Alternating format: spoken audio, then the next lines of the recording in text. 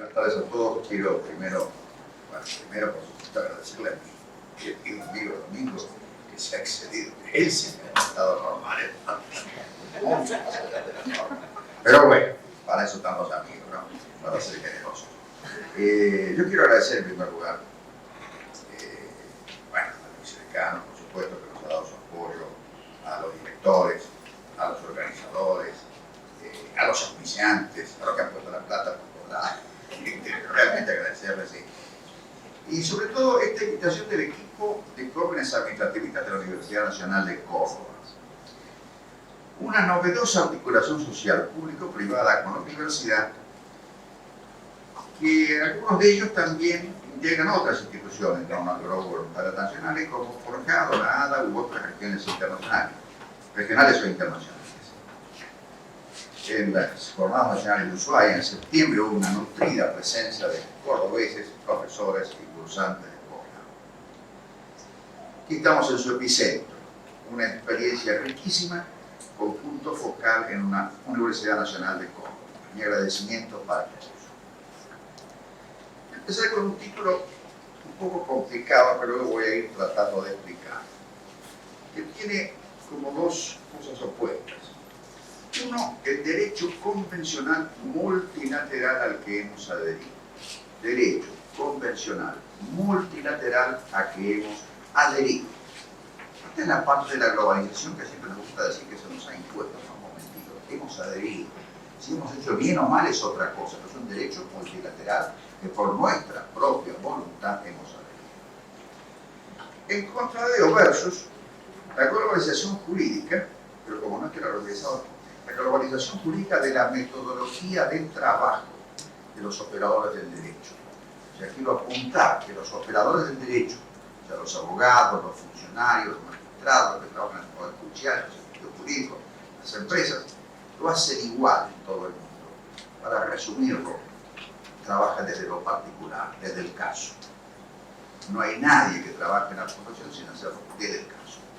Por lo tanto, la extensión de un derecho globalizado o convencional multilateral no tiene nada que ver con cómo se hace el derecho. El derecho se hace en el caso.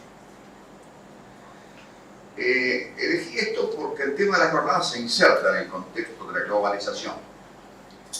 Que lo que hace al derecho se puede mejor llamar, como lo adelanté, derecho convencional multilateral, aunque por cierto el término globalización se usa en muchos sentidos, algunos de los cuales veremos. Dada su extensión, haré hoy tan solo un salpicado de ejemplos y contestaré las preguntas que el tiempo permita, dejando para la extensa reunión de mañana a la mañana seguir con las respuestas a las aclaraciones o cuestionamientos que tengan a bien hacer. Dentro de ellos, cuestionamientos, por supuesto.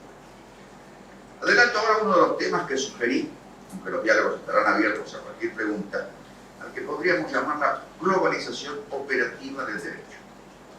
Se trata de temas que volvieron a emerger a propósito de las preguntas y respuestas en los diálogos de Ushuaia en septiembre.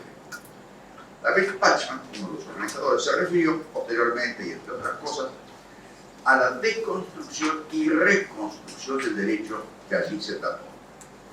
Elegí esas palabras suyas para titular un par de páginas, que las he distribuido, que diferencian a lo que se enseña que el derecho es, entre comillas, b, de la forma en que trabajan, en un caso de derecho, sus operadores, abogados, funcionarios, árbitros.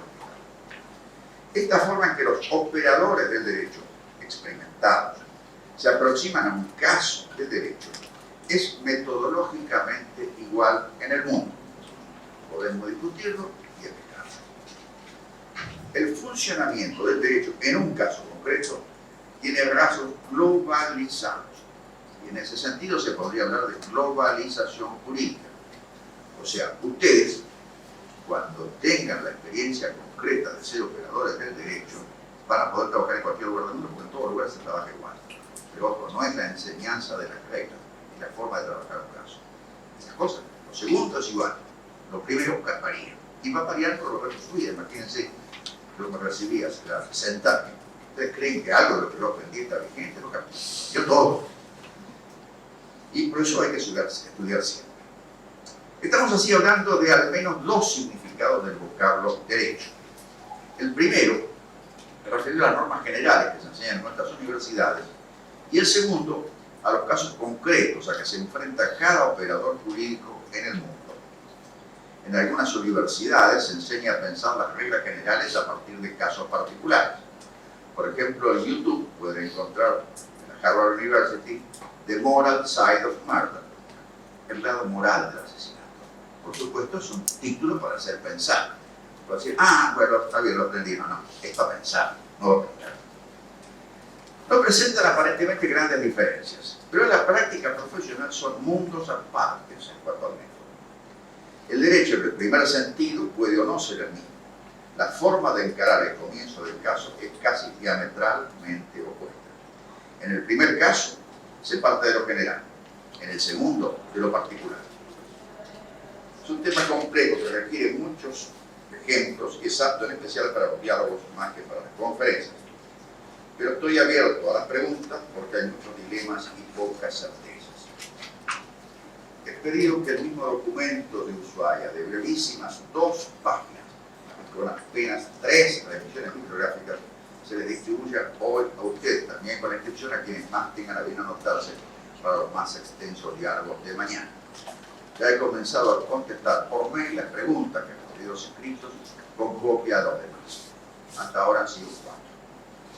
Todas contestadas con antelación. Les ofrezco a todos, si quedan interesados hoy o luego de los diálogos de mañana, volver a hacerlos en otras oportunidades con los grupos que fueren.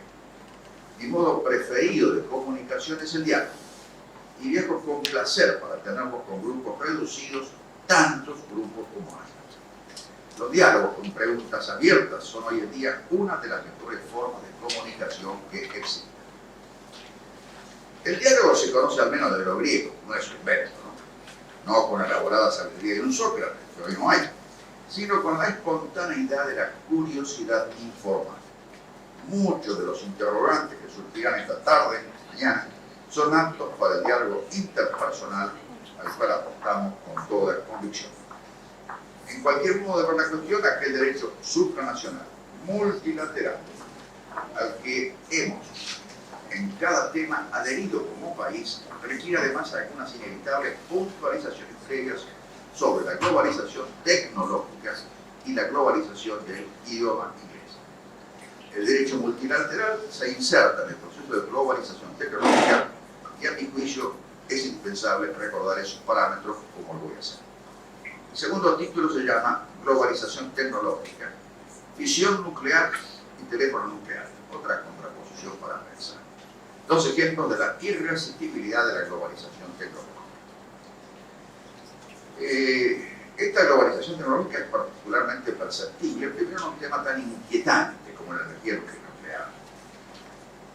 Inquietante pero existente. 2/3 de la energía eléctrica del mundo provienen de reactores nucleares, de primera, segunda, tercera generación que está construyendo ahora, pero ya se viene la 4ª generación, de la cual hay muchos proyectos.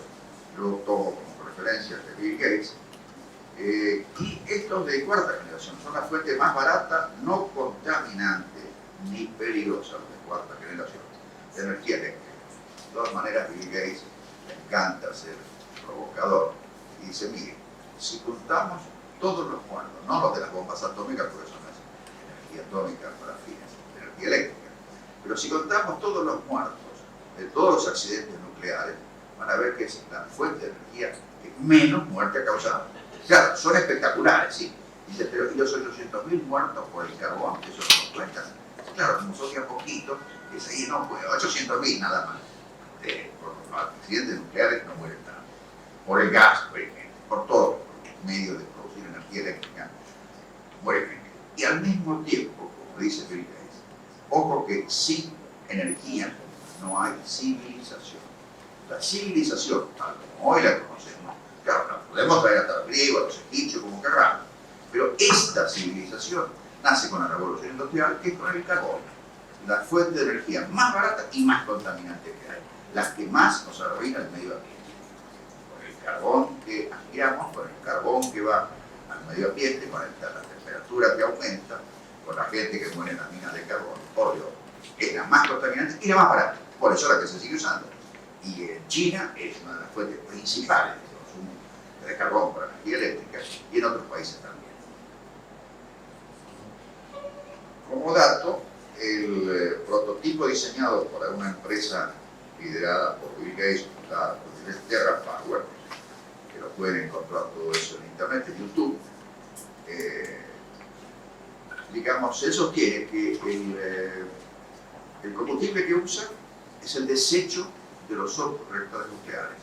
O sea que lo que actualmente es un problema que va a estar así miles de años, con un potencial siempre radioactivo, él lo consume con los reactores de cuarta generación.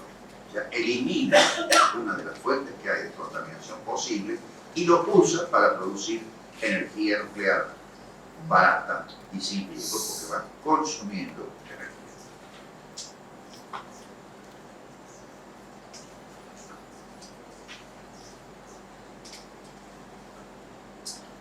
Las fuentes renovables, que están un poco de moda, son menos contaminantes que el carbón, el petróleo, el gas, pero no alcanzan para sustituir las tradicionales más contaminantes y caras.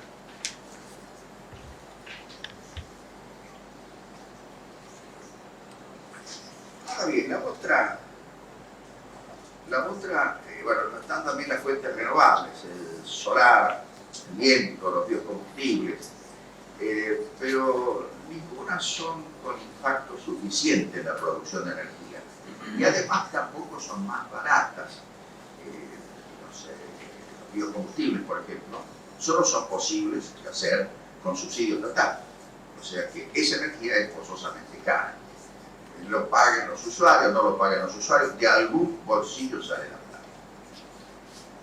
La luz del sol no alcanza, la energía es indispensable. Y aparecen contaminantes en el sentido de que tiran carbono al medio ambiente. Por ejemplo, este edificio en que estamos, para hacerlo hizo falta cemento y acero. Los dos son fuentes de carbono. ¿Qué edificio hay que no tenga acero y cemento? Pero a su vez, para hacer el edificio hay que usar energía. O sea que un edificio de por sí es contaminante. Ahora, si además tenemos edificios que se abandonan, u obras públicas que no se terminan, el daño es triple, múltiple. Primero por la plata que se gastó inútilmente. China tiene ciudades enteras hechas y sin habitar. Eso es plata tirada y carbón tirado al medio ambiente. Y nosotros de vez en cuando tenemos alguna obrita paralizada en el cual el carbón, el acero y la energía se tiró todo. Y fue al medio ambiente. En el otro extremo, en cuanto a que nadie va a salir gritando ¡viva ya la fusión nuclear de Bill Gates! Y no. ¿Cuán cerca estoy yo de una planta? Ahí un poquito de miedo da. Bill Gates dice, yo estoy muy seguro, pero como él siempre dice, si todo anda bien, bueno, y si no anda bien. Bueno. En el otro extremo, en cuanto a diversificación, viene el celular, con todas las variantes de smartphone, smart TV, smartwatch, WhatsApp, y viene luego el smartphone cuántico, etc. Si tuviera que pedir que levantara la mano todo aquel que no tenga teléfono celular, solo mi propia mano. Todo el mundo tiene teléfono celular. Mi mujer recibe cuanta información circula por las redes sociales. Y así puedo estar al día, gracias a ella y a sus celulares, de las noticias que me conciernen de ese micrófono. Yo gasto para eso mi tiempo, sobre todo tiempo. Si ellos se divierten, es un problema de ellos. A mí no me divierte gastar tiempo. Entonces yo la información que necesito la obtengo generalmente de YouTube en inglés. Es una fuente riquísima de información y lleva tiempo también. Yo me escucho tan profusamente como ellos en las redes sociales. La complementación recíproca es así total, sin olvidar los e-books e internet en general. Creo que el celular exige socialmente al destinatario del mensaje una respuesta en pocas horas o minutos, o incluso casi instantánea. Por eso es que siempre hay gente desesperada con el celular. No hay charla en la cual, o conferencia en la cual 2 o 3 personas como mínimo no estén hablando por celular, contestando un mensajito, cuadrando, o pasando a ver cuál es lo que contesté. Es una desesperación, es una manía casi, que la veo en todo el mundo. La veo en todo el mundo, incluso en casa. Si mi hijo que se pone a usar el celular, yo abro la cosa y me pongo a escuchar a Bill Gates. Entonces cuando quiere hablar, apago a Bill Gates. Cuando quiere usar el celular, escucho a Bill Gates. Sentarse, digo, atrás en cualquier reunión, Uno ve, uno acá, otro allá, profesores, no solamente jóvenes, no, jóvenes y grandes, todo el mundo usando el celular. Y eso, si lo pueden tolerar socialmente o no, yo no sé.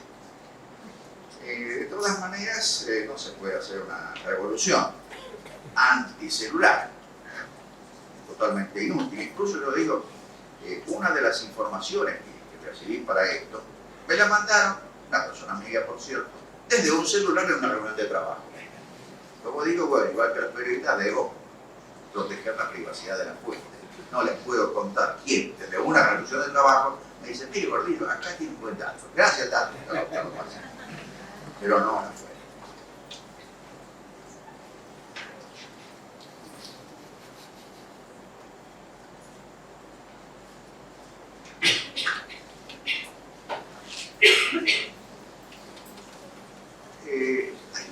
Hay cosa en el celular que yo la experimento cuando yo recibo mensajes, en realidad escritos en un celular, pero por mail.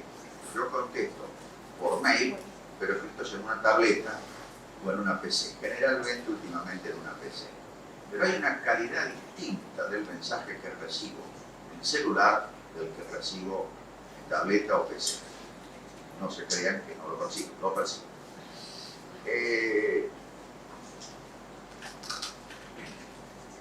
Yo les diría, escuchen con atención las 12 deposiciones testimoniales que Bill Gates debió prestar entre el 27 de agosto y el 2 de septiembre por el juicio antitrust contra Microsoft. Están todas en YouTube.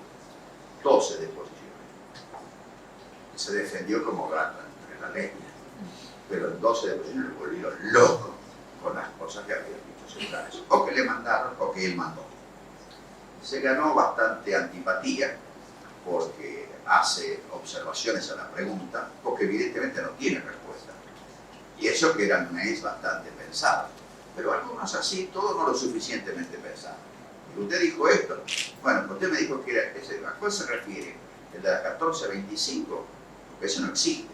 Ah, sí, bueno, me corrijo. Era el de las 14:26.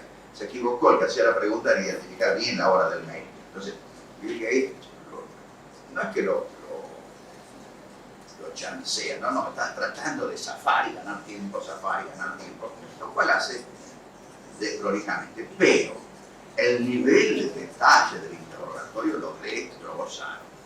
No se pudo defender con los emails que mandó y que recibió. Y así fue como en primera instancia lo condenaron, en segunda instancia zafó.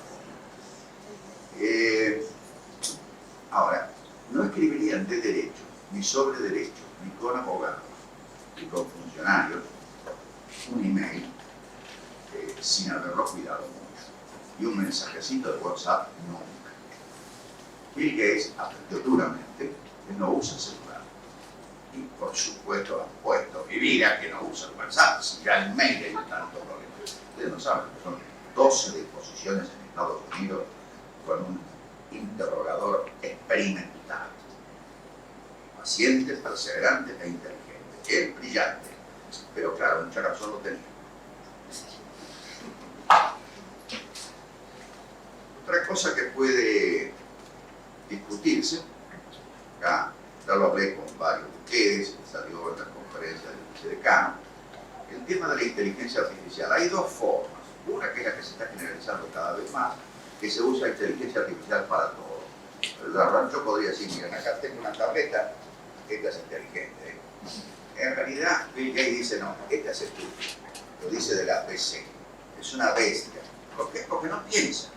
Bueno, pero usted tiene una pasada, no, tengo nueva. Tiene muchísimas cosas que están con muy buenos programas, algoritmos excelentes que le pueden redar toda la información de lo que quieran. Y se ponen a ver internet, van a ver que hay de todo. Hay, por ejemplo, en salud, hay programas de datos que tienen 1 millón, por ejemplo, de menos cantidad, 100.000 de SPECT de cerebro, 1 millón de pulmón, lo cual entonces están analizados todos los sistemas, todos los posibles daños a un pulmón o a un cerebro, toman el suyo, en milisegundos, compara con todo y le dice, bueno, de acuerdo a todo disponible, usted parece tener un cáncer mortal. O, no se explica, es una tosecita así. Por supuesto, como dicen, son probabilidades. Llamarle a eso inteligencia y se puede llamar inteligencia. lo que Bill Gates prefiere como terminología, decir, eso es programación inteligente. Como él es programador y aún hace programas, porque se divierte haciendo programas, se dice, mira, el inteligente soy yo que hago el programa. Pero a usted el programa le dice, simplemente da la información, nada más. Usted es el que tiene que tomar la decisión inteligente o estúpida. El programa le informa. Le digo, ven los programas, por ejemplo, hasta para los entretenimientos, el ajedrez, el famoso juego ciencia. Yo tengo un programita que me costó $5 y una única compra. Y bueno, está hecho bastante inteligentemente. Están todos los programas imaginables. Hay una puntuación que va desde 100 hasta 2500.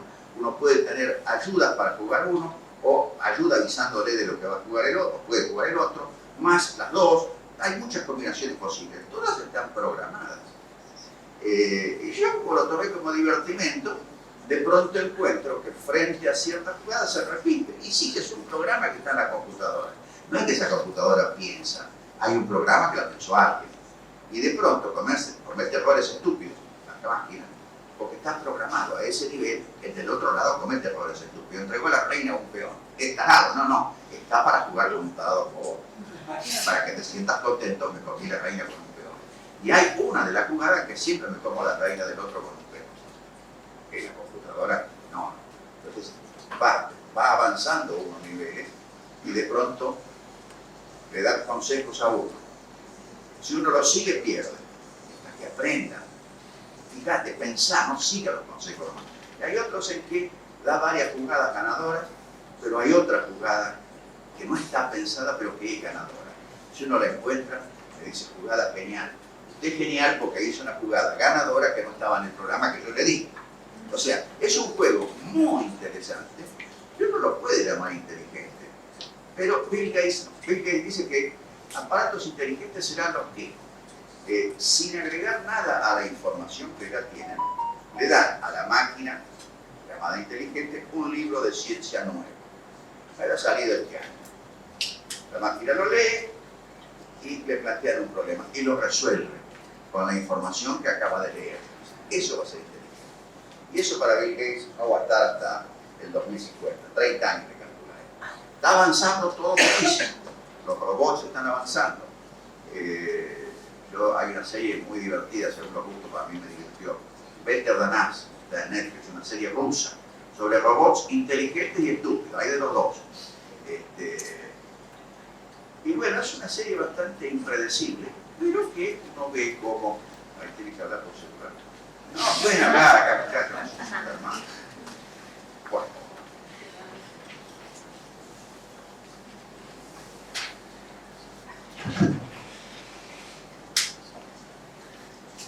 Voy a saltear lo que tengo del inglés.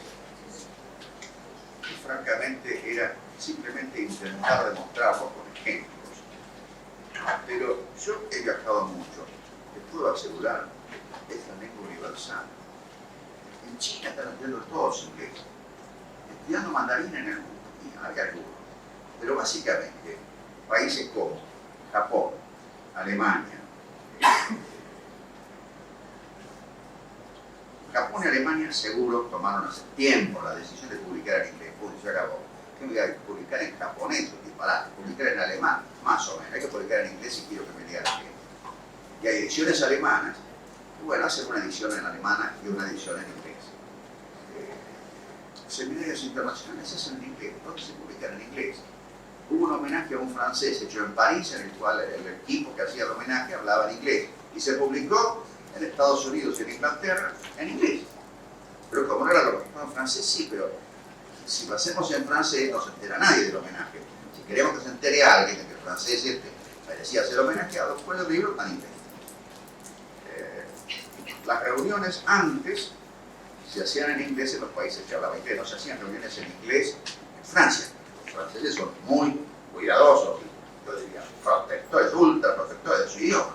Pero ya en la propia Francia, en la propia París, se habla inglés en muchas situaciones. Más aún, de acuerdo a las normas del derecho multilateral que vamos avanzando, nosotros, digo, cuando vamos avanzando, nosotros, hay cierto, por ejemplo, el grano cargas, los tratados por China, tiene como norma que los juicios de controversia se van a celebrar en París en idioma inglés.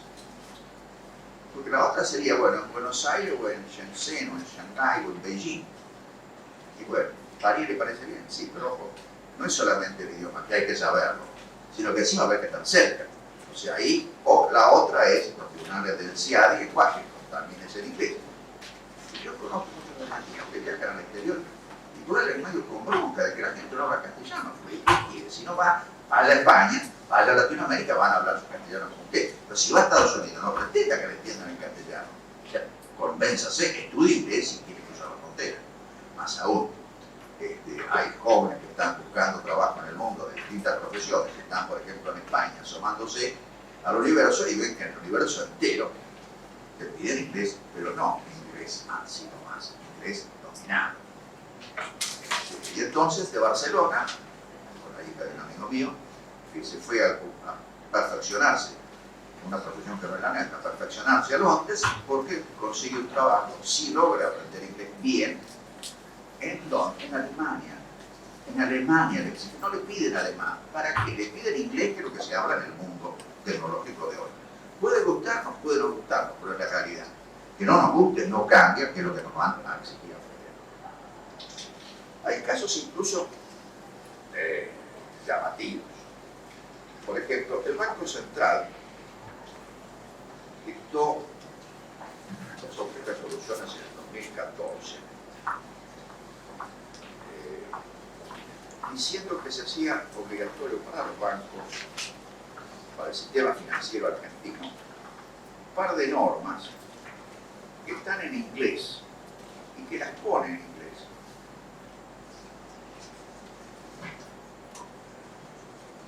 Bueno, acá está. La resolución del Banco Central 5581 del 2014. El texto de la resolución dice Standard for Automatic Exchange of Financial Account Information, Common Reporting Standard. Metan un juicio contra el Banco Central para que traen la nulidad de eso porque está en inglés. No pierdo el tiempo, ¿eh? Lo que tienen que hacer es aprenderlo para poderlo aplicar. Y luego hay otro del mismo año que hace obligatoria, el Banco Central, hace obligatoria a las entidades financieras argentinas el cumplimiento de la ley del Congreso de los Estados Unidos, llamado FATCA, que es Foreign Accounts Tax Compliance Act. Te dirán, pero ¿y eso tradúcamelo? Perdónenme, el Banco Central no lo traduzco. Y van a ver que hay muchos cursos de compliance. Es una cosa que los que trabajan con empresas saben que de vez en cuando hay que mandarse a un cursito de compliance para saber qué diablos es. Y encima del cursito de compliance le van a usar algunas palabras. Accountability. Y medio se entiende. Accountant, accountability. Bueno, pero se lo dice en inglés, acá. Y si van a hacer un curso van a ver que usan más palabras en inglés. Como que negar esto es golpearse contra la pared. La extensión de normas internacionales es mucho más de lo que conocemos habitualmente. Depende un poco de la cantidad de cosas que veamos. Por ejemplo, hay una FIDIC, Federación Internacional de Ingenieros Consultores, que la inventaron los franceses, pero la escriben en inglés. Los franceses están arribando también.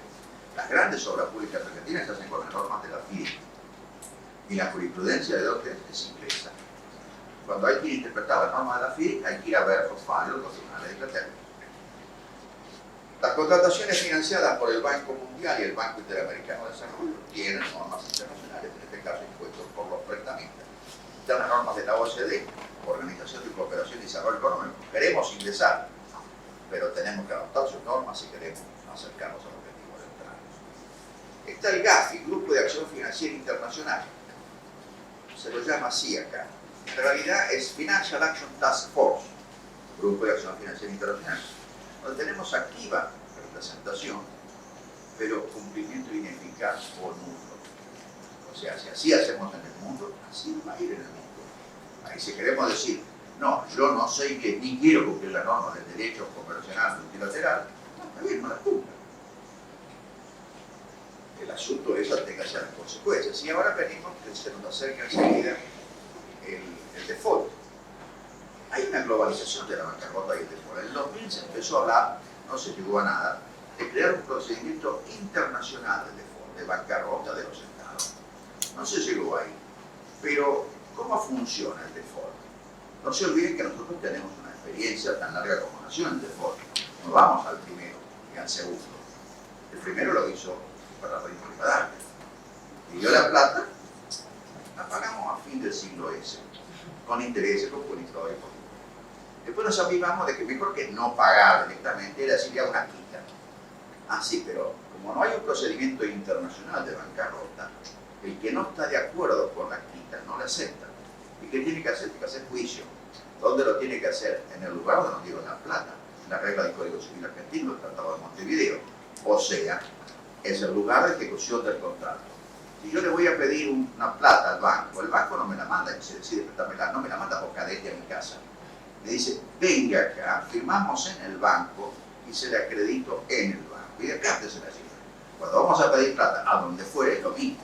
Vamos allá, firmamos allá, no hace falta firmarlo allá, pero la plata nos la dan allá, nos la acreditan en el Banco de la Nación del lugar donde hagamos el contrato. Y nos dicen, por escrito, y lo firmamos, y acá lo vamos a pagar. Con lo cual, la jurisdicción está de ese lugar. Si el lugar es Washington, pues se pagará en Washington. Si el lugar es Nueva York, se pagará en Nueva York. Y por eso Burford Capital está litigando en Nueva York. Y Burford Capital lo menciono porque si ustedes ven el sitio web de Burford Capital, que es la que está haciendo juicio en Nueva York ahora por lo de increíble, ellos dicen que son especialistas en asesoramiento de financiamiento de litigio. Esa no la sabían ustedes posiblemente. Yo les digo, yo todavía estoy queriendo cobrar un honorario de un juicio que me llevó 34 años. Me hasta leerlo, Y sí, éramos unos cuantos, pero a todos nos costó mucho. Entonces, hace falta financiar eso. Y entonces, esos son los que llaman fondos buitres. Son gente que conoce los mecanismos financieros para financiarse a largo plazo, para el holdout, finalmente poder cobrar su plata. Es una cuenta. Me conviene esperar, voy a poder negociar, pues ya arreglo, ya. Bueno, eso lo decide cada uno.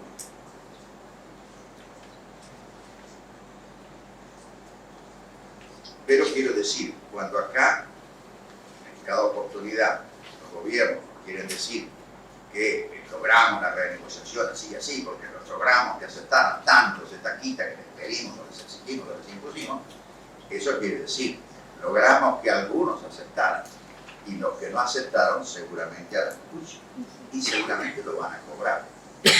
Quizá menos rápido que los otros, o no, pero los otros que entran en los arreglos tienen que vender rápido, dando por aceptado que han perdido plata.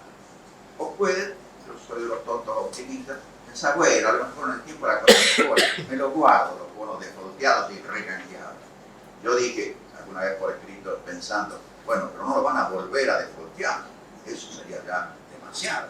Bueno, yo tengo bonos que van a entrar segundo default. ¿Y con qué me quedaré? Y con la ilusión de por qué lo habrá sido un holdout. A lo mejor tardaba más, pero cobraba. Por lo menos me entiendo. Adam Smith dijo en 1775, yo lo repito en casi cada vez que su libro era La riqueza de las naciones. Y dice, serán ricas las naciones que den dos cosas. Una tolerable seguridad jurídica y un tolerable acceso a la justicia. Fíjense, tolerable, no dice una buena seguridad jurídica, no, una tolerable, más o menos un poco de seguridad jurídica y más o menos un poco de justicia. Y lo aclaró mejor un economista del siglo pasado, Delon. Dijo, bueno, dicho de otra manera, dice, los que no den una tolerable seguridad y una tolerable justicia se han condenado a sí mismos a ser pobres para siempre. Porque los países ricos son los que tienen esas dos cosas. Y la gente que tiene plata se la lleva ahí, sean argentinos, venezolanos, de donde sea. La plata uno la lleva a los países que ofrecen seguridad y justicia, y esos son los países ricos. ¿Ricos por qué? Porque dan seguridad jurídica y por lo tanto van los capitales ahí. Ahora, dentro de tantas fantasías argentinas, hay una que puede andar, no digo que no, por lo menos hay mucha esperanza, que es Vaca Muerta, varias provincias, Neuquén, Río Negro, La Pampa y Mendoza. Algunos están pensando, Nielsen, que puede ser un tipo importante en la economía del gobierno, Nielsen piensa que habría que ser un diario blindada Vaca Muerta. Y entonces se están comparando, hubo una reunión de, creo que era de IDEA, en Neuquén este año, en el cual dijeron habría que lograr llegar, sin precoloquio, en junio de este año, habría que tratar de llegar a algo parecido a los a las cuencas, a los marcos legales de las cuencas de petróleo y gas no convencionales de Estados Unidos, Permian y Marcellus, o Marcellus. En realidad Marcellus, porque así se pronuncia en inglés. Bueno, ahí hay seguridad jurídica y justicia. Ya acá hemos aceptado de antemano que la justicia es la única que funciona para el inversor, eso sí hay. O sea que ahí la jurisdicción argentina, olvídense. Y si no, París, que más lindo, ¿no? Y la otra, ¿cómo le daremos un sistema que los convenza? Y realmente las nociones que hay, yo digo, toman un poquito, siendo crítico, un poquito de lo que hizo la Argentina con Leopoldo. Toma, te doy la soberanía por 50 años. Está bien, nada, son 50 hectáreas que están más en el desierto, no hay indio, no hay nada, no hay naturaleza, no hay nada. ¿Qué son 50 años? Nada, un cacho de desierto. Y te pones ahí una cosa enorme, algunos pesos vas a gastar en el camino. Bueno, de paso también le podríamos decir que los tipos que inviertan en vaca muerta van a poder sacar las cosas de aduana sin problema. Porque en aduana sacar las cosas no es fácil, ¿eh? No es nada fácil. Primero hay que llevar sobre con plata. Y los organizados llevan un sobre para cada uno de los sectores, con los precios que cada uno tiene de cobro. Eso siempre, ¿eh? Ni de ahora, ni de antes, ni de mañana, ni de ayer, de siempre. La única solución que le encuentran es bueno, que la saquen directamente, o que la entren sin aduana por avión hasta Vaca Muerta. Y que se puedan llevar la plata. Y derecho. Si le vamos a decir, no, usted la plata la trae, pero acá no se la lleva, la trae y la deja acá. Y la vende en el Banco Central a los precios que nosotros le digamos. Decimos, entonces, ¿sabe qué? Me la quedo en Estados Unidos. Ahí mi mujer descubrió que hay un inversor norteamericano, por supuesto, un tipo que se divierte, ya está medio retirado, tiene la plata, compró viñedos en Mendoza, le fue bien, compró viñedos en Salta, le fue bien, está en La Nación, creo, en una revista, en 2 días. Ahora, otro dice, pero usted está loco de invertir en la Argentina. El tipo no contesta y contesta esas tonterías. Me dice, no, yo tengo fe en Argentina, que se lo... No, yo diría, faltaría preguntarle, dígame que se trajo toda la plata de Estados Unidos acá. ¿Qué se cree que soy tonto? No, tan tonto no soy. Me traje lo suficiente para comprarle viñedos. Y si de pronto me falta un poco de peso, me traigo 4 pesos para pagar lo que tengo que pagar, que no dé acá. Y yo conozco empresas, algunas clientas mías, que de vez en cuando tienen que traer plata para poder pagar los suyos. Pero no trajeron toda la plata de entrada, la traen en la medida que hace falta. Y eso siempre que estén con buen ánimo, ¿no? Entonces, lo que puede salir para Vaca Muerta como un régimen puede ser, algunos lo usan la frase, un Estado dentro del Estado. Otros dicen una provincia nueva, no porque vayamos a hacer una provincia más, ¿no? Y saquemos un cacho a 4 provincias, sino en el sentido de que el régimen jurídico de Vaca Muerta va a tener notas tales, desconocidas para nosotros, que le den seguridad jurídica y justicia a la persona. La justicia es fácil, si hay. O sea, el CIADI no tiene que pagar tasa de justicia, hay que pagar el 3%. Estamos hablando de millones de dólares, que tiene que poner 30 millones de dólares para poder iniciar un juicio. Yo una vez como abogado de una empresa extranjera hicimos un juicio, había que hacerlo porque si no consentíamos el acto. Tuvieron que pagar 3 millones de dólares de tasa de justicia. Se amontonaba la gente. Había como 50 abogados mirando cómo ponían el sello. 3 millones de dólares, hay que ponerse listo para llegar a 3 millones de dólares. Y después, bueno, arreglaron, pero no tenían más remedio que hacer el juicio, pues si no perdían el derecho, consentían el acto. Ahora, este es un sistema que da tolerable seguridad jurídica. Si para no consentir el acto debo poner 3 millones de dólares, para no consentir el acto, es un disparate total. Bueno, y teníamos una cautelar a favor. Finalmente se arregló. O sea que a algunos les podrá parecer, siempre se da, ¿no? Para mí sería la buena noticia. Hay muchos chistes de mal gusto que no voy a reproducir, pero la buena noticia sería que se haga eso de Vaca Muerta. La mala noticia es que nos va a parecer espantoso. Ahora bien, lo de Leopoldo es muy querido, ¿no?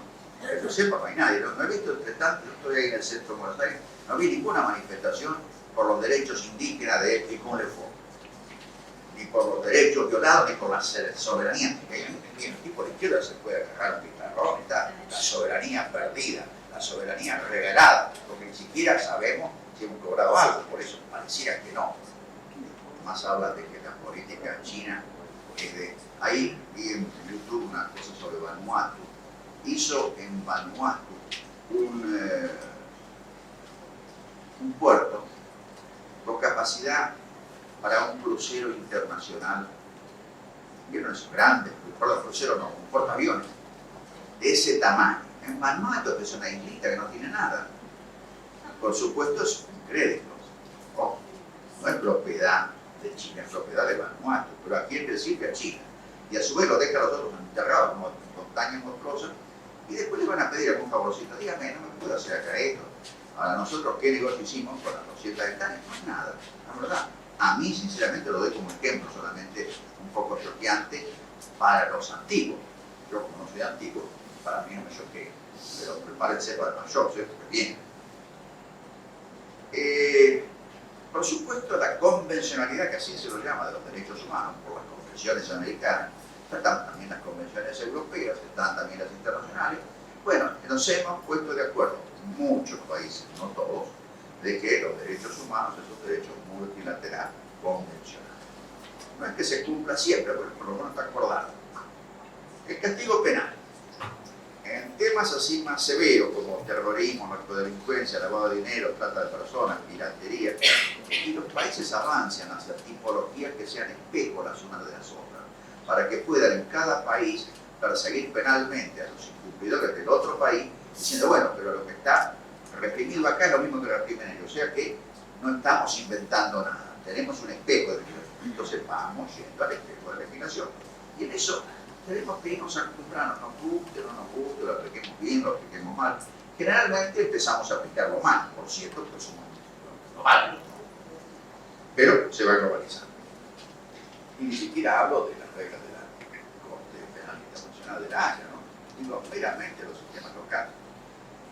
Las reglas del comercio mundial, está la Organización Mundial del Comercio, somos socios. Le hemos dado nuestro voto a China para decir que podía entrar porque era una economía de mercado. China, economía de mercado. Pero bueno, nosotros hemos votado por una economía de mercado. Ahora, nosotros en el Consejo Mundial del Comercio, que tiene dos instancias, ambas en Suiza, nos hicieron un juicio 38 países y nos ganaron en las dos instancias. Ahora, decimos, hemos oído a alguien decir, los suizos, qué malos que son, qué tribunales arbitrarios, los tribunales suizos de la Organización Mundial del Comercio. No, nada, todos calladitos. Mejor que no se sepa por qué 38 países no tuvieron que hacer juicio. Y era porque no cumplíamos las normas mundiales a las cuales habíamos adherido y seguimos adhiriendo al estar en la Organización Mundial del Comercio. Entonces, todos somos malos para criticarnos, para alzarnos, pero no para retirarnos. Los tribunales, los tratados bilaterales de protección de la inversión extranjera, que son casi 60, de vez en cuando algunos hablan más de ellos. Rosati, cuando era ministro, quería que los ampliara. ¿Lo hizo alguien? No. ¿Siguió Rosati de ministro? No. Está ahora el ministro de la Corte, pero el ministro de la Corte va a declarar inconstitucional, yo decía, no creo que lo haga. Por lo tanto, estamos obligados y por supuesto. Otra cosa, podemos invocar la inconstitucionalidad, supongan que alguien piensa eso, que es posible sostener.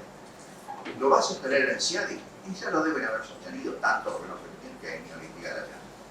Ahora, ya han resuelto los de allá, y han resuelto un principio que es viejísimo, por lo menos de un tratado del año 28, pero en realidad antes todavía, del año 1900. Y es el principio de la buena fe de los tratados. Cuando un país, yo me encontré hablando en inglés en Berlín, fíjense, en inglés en Berlín, con Pierre Pecatore, presidente de la Corte Europea de Derechos Humanos, lo conocí ahí, me dio un folleto, en el cual explica esto de la buena fe en los tratados y dice, si un país cree que puede ser incuestionable la constitucionalidad de un tratado, pues debe estudiarlo antes de firmarlo. Una vez que lo firmó, ya no lo puede invocar más. Ahora, esto, pero yo, voy a la Corte, le digo, Rosati me escucha, es que no tenés que ir a la Corte, porque no es tribunal competente, el tribunal competente es el CIADI o la Corte de Arbitraje Internacional con sede del país. Y yo no me veo pero un árbitro mío que hable inglés, o sea, un árbitro designado por mí, que viva cerca de París, que hable inglés para poder hacer el juicio, que hable dominio inglés y que tenga suficiente francés para poder comer o dormir, que lo atiendan en el hotel. O sea, ese árbitro no va a ser uno de los nuestros, va a ser uno de ese mundo. Y por lo tanto, ese árbitro no va a decir que la sumisión de la Argentina al Tribunal de París, perdón, la Corte Internacional de Arbitraje para estar en sede de París, que es un constitucional para la Argentina. La verdad lo es. De acuerdo a la jurisprudencia argentina, el país no se puede someter al arbitraje sino con una ley que lo autorice. Que lo sepa, no hay ley. Entonces, ¿qué? ¿Vamos a argumentar eso en París? Yo no lo haría, sinceramente no pasaría, perdón, si me pagan mucho no pongo la firma igual. Me pierdo con dignidad y después vengo haciendo un discurso nacionalista, igual estos malditos parisinos, pero no me veo mucho éxito. Con lo cual, nuestro derecho realmente no es derecho interno. Ustedes se preocupan, uno de ustedes en particular, por cómo se enseña derecho acá. Acá estamos enseñando derecho interno. Y lo que nos rige no es el derecho interno. En todas estas cosas internacionales nos rige un derecho convencional multilateral. ¿Y cómo es ese derecho? Mire, es muy sencillo. Primero estudian los hechos y la prueba. Pero como no empieza por la... No. Les digo cómo se hace en el mundo. Los hechos y la prueba. Entonces, cuando uno va avanzando con los hechos y la prueba, es inevitable, como proceso mental, que uno, alguna hipótesis se va formando. ¿Quién tiene razón acá? ¿Cómo debo resolver? ¿Qué puedo hacer en esto? Mejor no dicto sentencia, o dicto sentencia diciendo qué sentido que yo no haga papelón, o que busco lo justo. En ese curso que les recomiendo mucho. Es el primer capítulo de una serie, nomás. La serie está en Harvard University, está en YouTube. La serie se llama ¿Cómo decidir bien? Dice, no dice ni cómo se toma la decisión justa, ni buena, ni necesaria, ni conveniente, ni mucho menos conforme a derecho. Esto solamente a un abogado se le ocurre conforme a derecho. La gente que vive en este mundo piensa cómo decido bien, y ahí veré justo, injusto, necesario, conveniente, cómo armo la solución. Y luego veo, por supuesto, que no veo en el derecho. Pero una vez que se avanza en la determinación de los hechos del caso, y vienen ahí los principios. ¿Y cuáles son los principios jurídicos? La buena fe de los tratados. ¿Por qué se rige este caso? Y por lo que hayan firmado las partes. Ojo, por lo que hayan firmado las partes. ¿En qué idioma está firmado? En inglés, por supuesto. Pero que en Argentina saben todos inglés. No, lo traduce el cuerpo de abogados. Traductores. Entonces se manejan con la traducción argentina-inglesa. ¿Es oficial? No, no es oficial. Entonces, si hay alguna duda con alguna palabrita, que los abogados nos encanta, yo también, discutir alguna palabrita, tenemos que discutir la palabrita en inglés, porque ese es el derecho que nos rige. O sea, nosotros no se nos ocurre que nuestro derecho vigente está en parte en inglés, como idioma oficial original. Ahora, si yo no puedo hablar el idioma que rige en mi país, pues no hablo el derecho, no hablo el lenguaje de mi país. En nuestro país tenemos tribus, tenemos distintos idiomas tribales. Acá me ponen que puedo pedir si soy aymara, que me traduzcan. ¿Que voy a pedir también que me traduzcan al inglés? No van a decir, mire, perdón, ¿por qué no estudio inglés? Al aymara no le van a decir porque estudia castellano, porque suena medio despectivo. Ahora, yo no veo un tribunal de Washington o de París poniéndonos un traductor. Entonces vamos a hablarnos en castellano. No. Boca y River tuvieron que hacer la final de la Libertadores de América. Libertadores de América, San Martín, Bolívar, ¿de quién nos liberaron? De España. ¿Dónde la fueron? De España. Digamos que estamos todos tan curtidos que a nadie se le dejó de ver. Que mejor olvidarse de que la Copa Libertadores de América, para liberarnos de España, la fuimos a pelear en España. Bueno, y no sé qué cuenta quedó entre Boca y River, no me interesa, pero sí sé que el juicio lo llevaron ¿a dónde? Al Tribunal Arbitral del Deporte, que es el competente para la cuestión. ¿Dónde está? Pues en Suiza. ¿Qué recursos hay?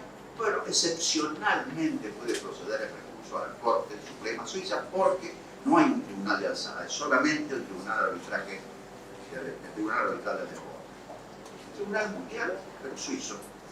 Y eso que corresponde. Entonces, Boca y River litigando en Suiza. ¿En qué idioma? Inglés. Por supuesto que inglés. En Suiza se hablan 4 idiomas oficiales. Ninguno de ellos es inglés. Y no todos los suizos hablan inglés. Sus 4 idiomas sí los hablan. Yo me acuerdo, estaba una vez en Ginebra, había una mesa vecina, había 4 tipos hablando fluidamente. Cada uno en su idioma, eran 4 suizos. Uno hablaba en el idioma suizo local, otro en italiano, otro en alemán, otro en francés. Y se entendían perfectamente. En Escandinavia hacen lo mismo. Suecia, Dinamarca, Finlandia, cada uno se encuentran 5, hablan cada uno su idioma, entienden el del otro. En Brasil, no todos los brasileños ni todos los argentinos. Yo he ido desde el 66 hasta el 2015, casi todos los años a Brasil. ¿Por qué? Porque tenía amigos así, que yo también venían acá. Ahora ya no. Ahora, ¿qué idioma se hablaba? Yo alguna vez estudié portugués, me dijeron, no, perdés, como decían, el sotaje. Era tan lindo el acento ese que tenés porteñito. Entonces, hablan castellano. Nosotros hablamos en portugués y nos entendemos recíprocamente. A lo sumo, alguna palabrita que tienen que advertirlo a uno, no uses esta palabra porque acá significa otra cosa. Bueno, una mini lección y ya está. Entonces yo estuve 40 años yendo, 40 años hablando castellano y 40 años escuchando portugués. Ahora, ese es el camino. ¿Que es exigente? Sí, es exigente. Si hay que saber no uno, sino varios idiomas, que sí, lamentablemente sí. Ahora, ¿algún idioma va ganando? Sin duda, de lejos el inglés, de lejos. El francés todavía, porque Francia ha sido tan insistente en eso. La cultura, un poco menos que la civilización, la cultura, la historia y el futuro de Francia. Para un francés hablar inglés es casi un pecado mortal, sobre todo en el funcionario público. Pero van creciendo en hablar inglés.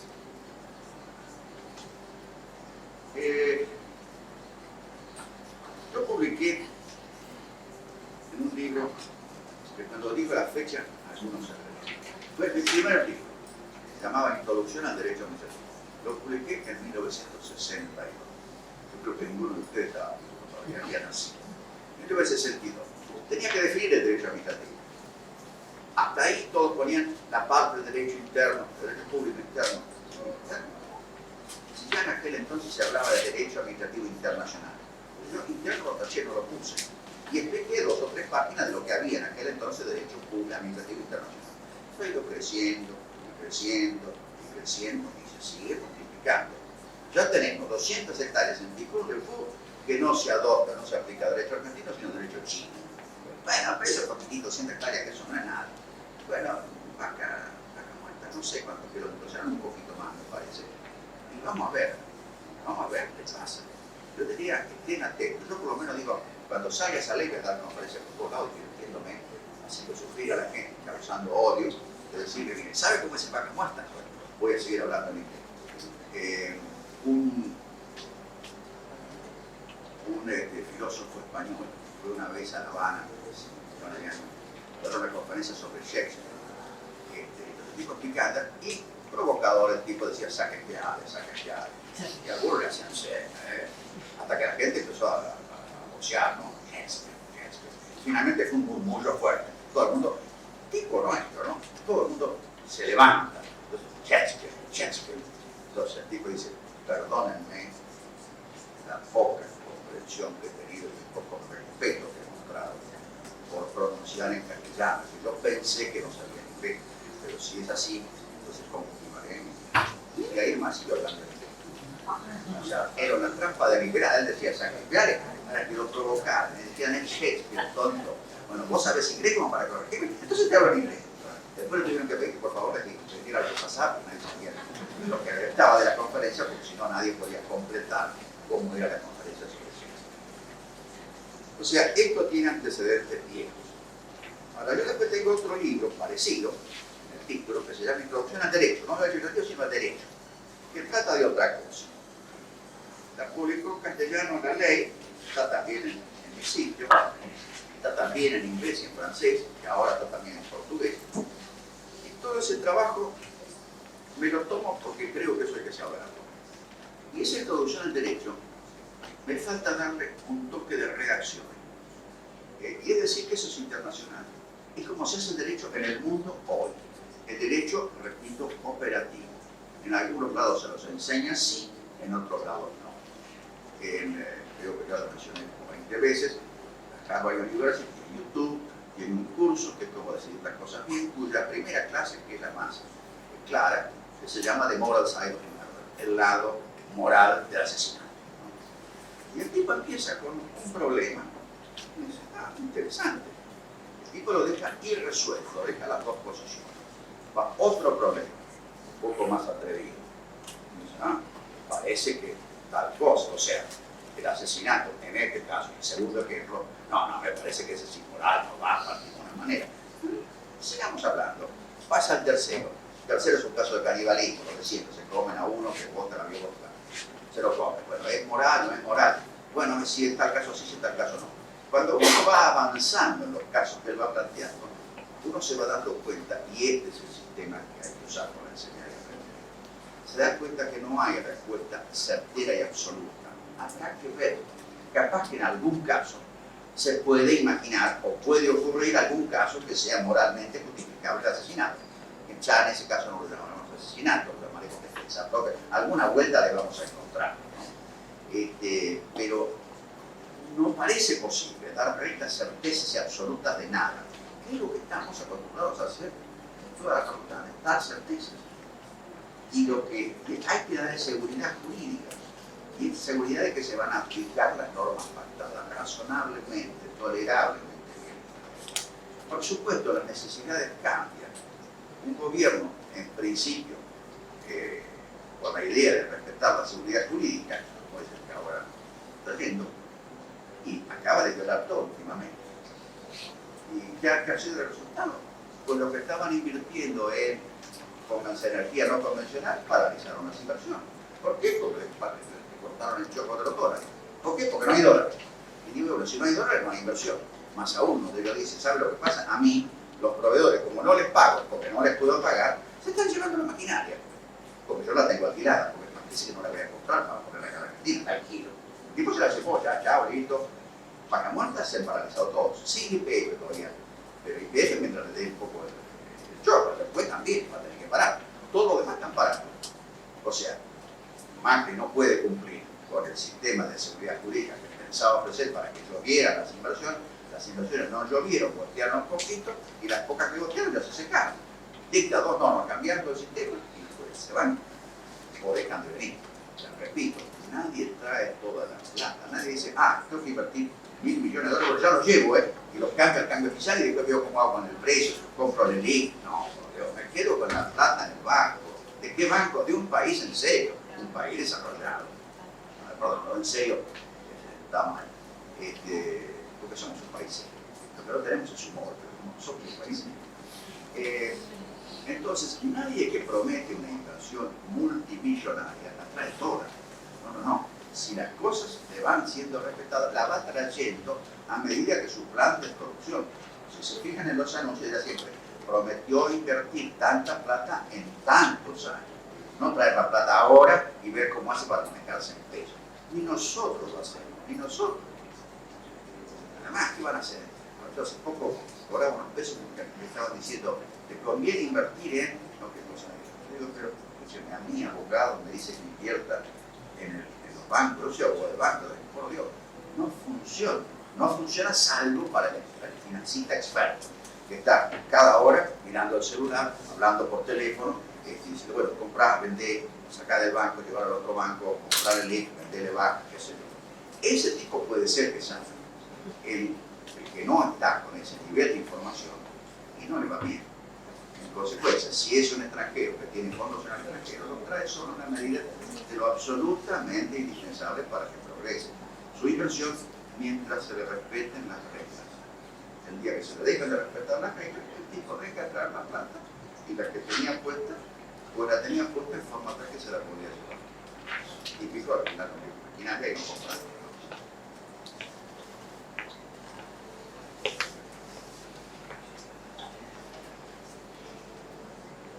Resumiendo un poco otras cosas que tengo acá. En el año 60, 70 era muy común en la izquierda argentina hablar de, primero dependíamos de España. Yo digo, pero que se creen que dejamos de depender de España. Bueno, digamos eso. Después dependimos de Inglaterra. ¿Creen que no dependemos más de Inglaterra? Ahora dependemos de Estados Unidos. Por supuesto que seguimos dependiendo de España, de Inglaterra, de Estados Unidos. Pero además dependemos de China. Y además estamos dependiendo de Rusia. Ojo, China y Rusia son países emergentes. No son países desarrollados ricos, son países emergentes. No son economías de mercado. Habrá muchos multimillonarios, pero no son economías de mercado de acuerdo a la regla de la economía internacional. De eso también dependemos. Y dependemos, por supuesto, de Europa, todos los países del mercado común europeo o no, todos los países desarrollados. Y tienen sus reglas y punto. Que no nos gusten, también acá no les gusta. Vean las preguntas que le hacen a Bill Gates, es una experiencia muy, muy fructífera. Muchos tipos le hacen preguntas cuestionando a Bill Gates dónde tiene la fundación la plata. Pero claro, Bill Gates dice, le di 20.000 millones de dólares a la fundación. ¿Cómo hizo? ¿Le hizo un cheque? No, una vez le preguntaron que si quería hacer un cheque, 20.000 millones de dólares para la fundación. No, le pasé acciones que eran mías, ahora son de la fundación. Y en la fundación, pues la fundación maneja las acciones y las inversiones.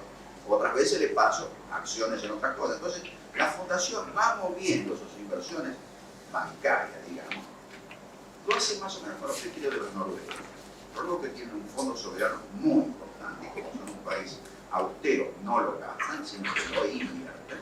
Y no han cambiado el estilo de vida. Tienen mucha plata, más plata que los países petroleros, los noruegos. La plata también es petróleo de Mar del Norte, ¿no? O sea, son un país petrolero, pero austero. Y Noruega no invierte en compañías de armas, punto. No invierte en compañías de tabaco, punto. No invierte en ciertas compañías que interpretan los signos, punto. Qué sé yo. Bueno, la Fundación de Liquidez es lo mismo. No invierte en esto, invierte en esto. Dice, sí, pero invierte en esto. E invierte en bonos norteamericanos. ¿Qué quiere decir? Por comprar bonos norteamericanos, estoy de acuerdo con la política de los norteamericanos. ¿Qué quiere? Que compre bonos australianos. Digo que no tiene sentido. Pero la gente lo ataca. Escúcheme, doné la plata. En la fundación estamos manejándola para que la plata sirva y nadie me diga que tire la plata por no saber manejarla. Y cada año la fundación gasta efectivamente entre 3, 4, 5, 6, 7 mil millones de dólares en sus actividades fundacionales. ¿De dónde saca la plata? Pues de las inversiones que tiene. Y lo critican. ¿Y por qué las tienen tales compañías? ¿Por qué no tienen mejores inversiones? ¿Por qué le regalé la plata la estoy usando y la estoy guardando? ¿Tan mal estoy guardando? Bueno, son preguntas que le hacen allá. Que le hacen allá al público. Un poco el público también a veces somos de los países subdesarrollados que estamos allí hablando. A un chino le preguntaba eso, justamente, un chino norteamericano.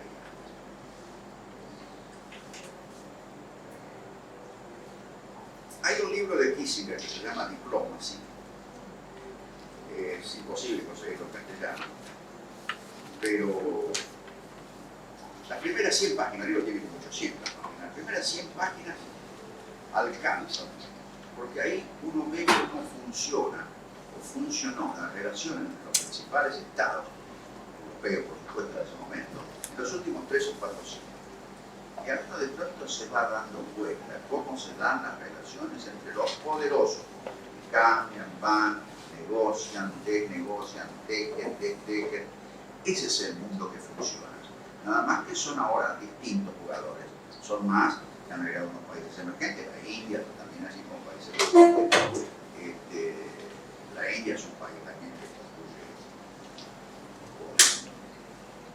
con daño ambiental y atómico.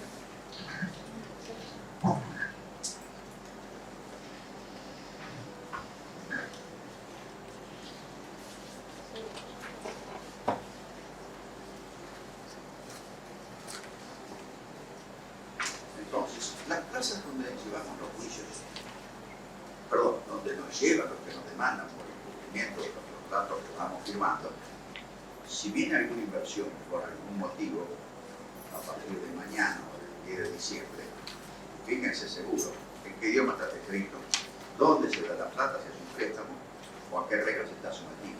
Seguro, pero seguro que los tribunales van a estar afuera del país. Y según el tema, será normalmente en el CIADI, Washington, podrá ser en Nueva York, podrá ser en Suiza, podrá ser en París, pero nadie viene a los tribunales. Más aún, si un banco nacional le presta plata a una provincia, ¿dónde creen que pone el domicilio y el lugar de ejecución del contrato? En la provincia. Ponga el banco, qué sé yo, Ley 85, le presta a la provincia de Córdoba. ¿La jurisdicción es Córdoba? No, la jurisdicción es Buenos Aires. Es un banco argentino, la Ley 85, ¿pero por qué? Porque el acreedor elige la jurisdicción y presta la plata en su jurisdicción. No va a llevar la plata a la jurisdicción del deudor para someterse a la jurisdicción del deudor. Bien, hay que saber suicidio, someterse a la jurisdicción del deudor. ¿Dónde pone el acreedor su confianza? Y en lo que conoce.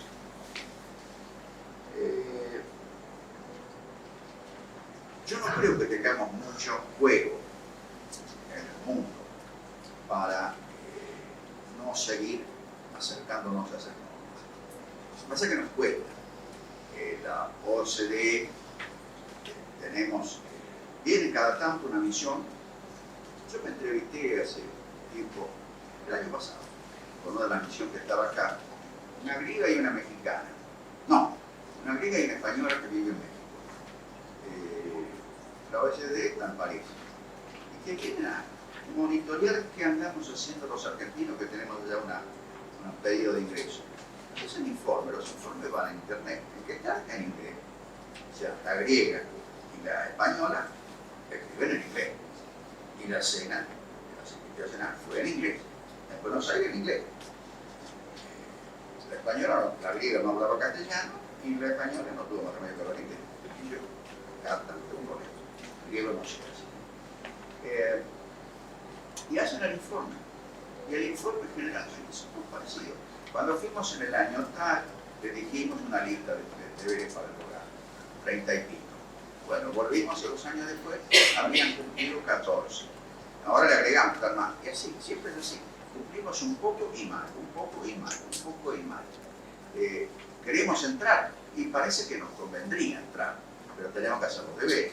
Pero no queremos hacer los deberes, entonces no entramos. Entonces finalmente vamos. En el GAFI, por ejemplo, Grupo de Acción Financiera Internacional, ahí juegan con nosotros como el gato con el ratón, ¿no? El gato Maura con el mísero ratón. Porque hasta nos han dado el lujo de presidir por GAFI, pero no somos miembros. ¿Pero qué les importa? Si votan por mayoría. ¿De argentino habla bien inglés? No, ponerle presidente, usted no puede resolver nada. Ahora presidimos la Organización Internacional de Energía Atómica. Bueno, ahí por lo menos el nuestro es de un país que tenemos energía nuclear, la usamos pacíficamente y parece que algo sabemos, vendemos energía nuclear. Entonces, estamos ahí, en el caso de la energía nuclear cumplimos, en el caso de la OCDE no cumplimos, en el caso del CAFI ni siquiera lo cumplimos. Pero andamos ahí como si supiéramos. Hay de pronto misiones del GAFI para ver cómo cumple México, y hay algún argentino, conozco alguno, y bueno, el argentino a controlar cómo México cumple la norma del GAFI. Nadie que le pregunte por casa cómo anda, y por casa no argentino. Oye, me parece que ya me he excedido de todo el límite racional del tiempo, pero me gustaría, si tienen preguntas, que las hagan ahora. Si preguntan que mañana las podemos hacer, los que vengan mañana, que me imagino van a ser el tercio.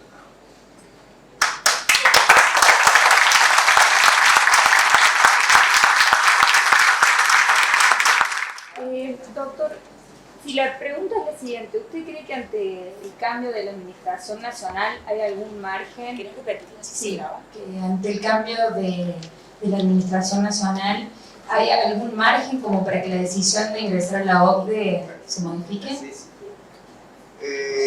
Da lo mismo, porque si estamos en lista de espera, Con Colombia. estamos junto a 6 países. Parece que la onda actual es que entremos los 6 y entramos, ¿no? No tiene importancia, salvo para nosotros. En realidad que estemos como un posible ingresante, es por la buena voluntad. Colombia ya quería sustituirnos en el G20, con buena razón. No van a echar si Colombia gana con los pedidos. Como no les gusta alterar mucho las cosas, no va a tener razón Colombia, pero nos quedaremos nosotros sin mucha razón en el G20, porque ¿qué hacemos ahí? Francamente, muy claro no está.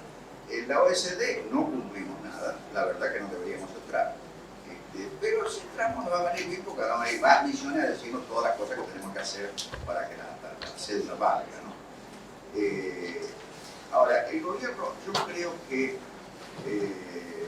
hubiera ganado quien hubiera ganado, la situación internacional es lo mismo, que es muy negativa, internacional en general.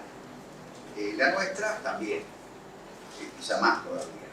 Entonces, no va a quedar más remedio que adoptar alguna de las medidas que la comunidad internacional de los países emergentes y desarrollados, más poderosos que nosotros, quieren que hagamos. Y eso lo vamos a tener que hacer. No va a depender. Muchas de las normas que yo mencioné son del gobierno anterior, no son desde los 4 años de Macri. En verdad, de los 4 años de Macri no conozco, o no las tengo aprendidas todavía, muchas normas nuevas. El grano carga es del 2014. Las 2 resoluciones del Banco, los 2 comunicados del Banco Central con normas en inglés son del 2014. La sumisión del grano cargas a idioma inglés en París es del 2014, por decreto y no por ley. Yo creo que es el destino, ¿no? Así como el destino es que nos vamos a morir todos, antes, nosotros después, y el destino es que también tenemos que seguir incorporándonos a los derechos multilaterales porque es lo único que funciona, no hay otra. Eso si aspiramos a, ojo que tuvimos muchos años como economía de frontera. Ustedes saben que las terminologías van cambiando, ¿no? Ahora se habla de países desarrollados, países emergentes. La otra categoría son economías de frontera, que es el Far West, andamos a los tiros. Eso es ser un país de frontera. Somos el Far West. Y bueno, ahora estamos cayendo de países emergentes, podemos pasar pronto, si no pasamos ya, a economía de frontera. Y eso, por supuesto, daña nuestro país, daña el riesgo país, daña los créditos, daña la entrada de plata, daña el financiamiento de las obras públicas que están todas parando. ¿Por qué? Porque no tenemos plata. ¿Por qué? Porque se lleva el riesgo país. ¿Por qué? Porque los de participación público-privada requieren de papelitos que da el Estado que valen menos cuando aumenta el riesgo país. Por lo tanto, el que está haciendo la obra no la puede hacer porque no consigue la plata. O sea, todo gira siempre lo mismo. El país no es confiable en su seguridad jurídica y en sus tribunales, y bueno, la plata se va, la nuestra, la de la seguridad. Y los demás dicen, que la vamos a hacer lo mismo que ellos. La dejamos afuera porque no la tienen acá, la tienen afuera. O la traen en cuentagota, como digamos, hay mucha gente que trae plata, Tom Wilson, ahora se murió.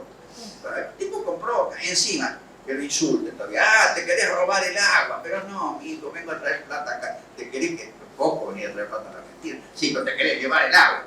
Y el tipo le daba filántropo. Y ahora está la mujer queriendo seguir con las ideas de él, con la plata de él y de ella, con esa misma idea.